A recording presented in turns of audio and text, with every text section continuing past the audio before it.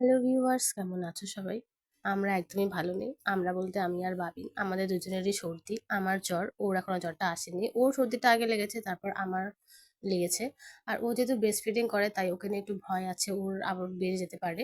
এদিকে দেখো শুভম সকালে পরোটা তরকারি নিয়েছিল যাতে রান্না করতে না হয়। আর বাকি রান্নাটাও ওই করবে। রান্না করে তারপর ও কাজে যাবে। আর এমনিতেও ও প্রচুর হেল্পফুল একটা ছেলে।